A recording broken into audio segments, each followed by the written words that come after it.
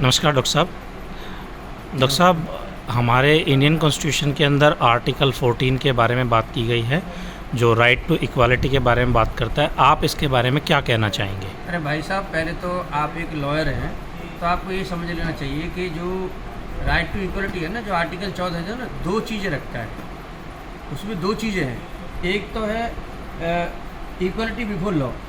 तो equality before law, ये बैठे हुए, मान लो ये बैठे हुए, मैं बैठा हुआ, आप हैं, तो ये कानून के सामने सब बराबर हैं, चाहे वो गरीब है, चाहे वो अमीर है, चाहे वो कुछ भी है। ये ऐसा नहीं है जो मतलब आप पुराने ज़माने की बात करें कि इतना सारा जो डिस्क्रिमिनेशन था, उसमें तरह तरह के डिस्क्रिमिनेशन से, जो मैं यहाँ पे डिस्कस नहीं करना चाहता। मैं आपके दिमाग में क्रिस्टल क्लियर बताना चाहता हूँ कि आखिरकार article 14 of the constitution India है क्या, मतलब भारत के अनुच्छेद 14 में क्या दे रखा है। दूसरी चीज़ लोग नहीं समझ पाते। अब जैसे कुछ कानून बनते हैं, जैसे वीकर सेक्शन है, SC/ST के लिए वीकर सेक्शन माना है, जैसे वीमेंस के लिए मतलब बहुत सारे प्रोटेक्शन कानून बने हुए हैं, चिल्ड्रन के लिए बने हुए हैं, जैसे बहुत सारी चीज़ हैं जो मतलब बना है, पॉस्को उनमें से एक है। तो आप लोग ये क्यों नहीं समझने की कोशिश करते कि ये जो कानून बने हैं ना, तो दो चीज़ें हैं।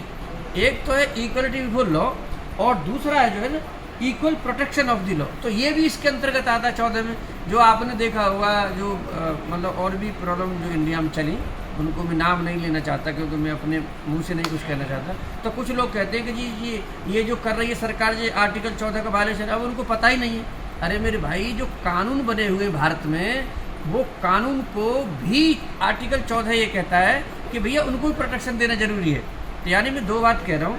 हमारे भारत के संविधान में खूबसूरती क्या है कि यहाँ पे हमारा जो संविधान है वो सुप्रीम है। यहाँ सरकार सुप्रीम नहीं है मेरे भाई, यहाँ कोई इंडिविजुअल सुप्रीम नहीं है। चाहे वो राष्ट्रपति जी हो, चाहे वो प्रधानमंत्री जी हो, चाहे वो चीफ मिनिस्टर जी हो, चाहे कोई भी हो, चाहे वो आप हो, चाहे मैं हूँ। यहाँ पर जो सुप्रीम है वो संविधान जी हैं।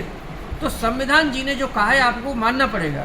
तो सुप्रीमेसी हमारी कहाँ से आती है? अब जब नहीं थे संविधान जी, मतलब ये 26 नवंबर 1949 को इनको एक्सेप्ट किया, 26 जनवरी 1950 को भारत में इनको मतलब लागू कर दिया गया। तो आज की तारीख में आप जो भी कार्य करेंगे या जो भी आपका मतलब होगा, अब ऐसे एक चीज़ बताऊं, एक थे A.V. डायसी साहब थे, तो उन्होंने कहा कि आप जो कोई भी, हालांकि ब्रिटिश थे जो है, तो उन्होंने कहा कि भाई आपके 3 एलिमेंट्स होने चाहिए। पहला एलिमेंट्स क्या था कि आप देखो कोई भी डिसीजन लें तो वो मतलब आप कोई भेदभाव ना करें, मतलब कोई आर्बिट्रीनेस नहीं होनी चाहिए, और कोई आदमी जो है, जो अच्छा इंसान है, जो ईमानदार इंसान है, आप जो है उसको कोई कानूनी ब्रीच नहीं किया है, आप उसको पनिश क्यों कर रहे हो? तो मतलब हमारे संविधान में यह है कि अगर किसी आदमी ने कानून ब्रीच ही नहीं किया है तो you can not punish him for her. अब यहाँ देखने वाली, यहाँ कोर्ट्स, ऑनरेबल कोर्ट्स की यहाँ पे भूमिका बहुत ज़्यादा बड़ी है।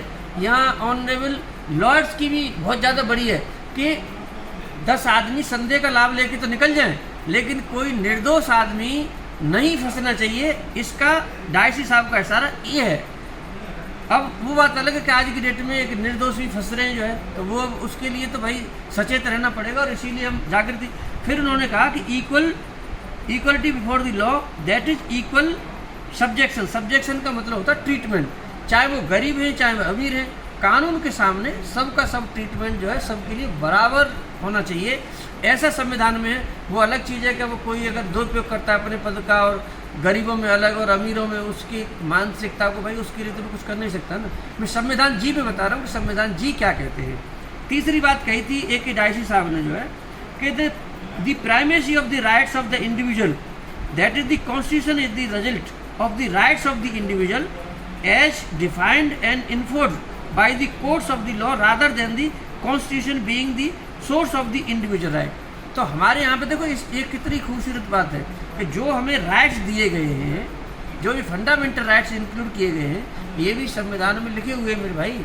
तो यानी अब वो अलग चीज़ है कि 1976 में बहुत बड़ा अमेंडमेंट आया जो है 42nd में, उसमें आधा संविधान ही समझ लो कि समझ बदल गया। तो फंडामेंटल ड्यूटीज भी आई हैं। तो आप इसको आज की डेट में ऐसे पढ़ सकते हैं कि भाई ठीक है, आप अपने फंडामेंटल राइट्स आप क्लेम करें। आर्टिकल 14 मैंने आपको बता दिया कि भाई आपका सारे के सारे इक्वलिटी बिफोर लॉ हैं, और दूसरा आपके कानून जो बने हुए हैं उनका भी प्रोटेक्शन करना है। इनका काम जो है भारत के जो ऑनरेबल कोर्ट है उनका है, और भारत के संविधान जी एकदम पूरी तरह से आर्टिकल 14 में क्रिस्टल क्लियर हैं। वीमेंस के लिए, चिल्ड्रन के लिए, वीकर सेक्शन के जो कानून बने हुए हैं, इसको बोलते हैं हम पॉजिटिव डिस्क्रिमिनेशन। ये नेगेटिव डिस्क्रिमिनेशन नहीं, जैसे रिजर्वेशन, तो reservation is not discrimination, it is positive. अगर मतलब किसी समाज को ऊपर उठाने के लिए कोई कानून बना गया है तो भाई ये संविधान के अनुच्छेद 14 के वायलेशन नहीं है। जो बहुत सारे लोग कहते हैं कि जी तो आर्टिकल 14 का वायलेशन है, उनको संविधान के बारे में ABCD तो पता नहीं है, पढ़ते हैं नहीं।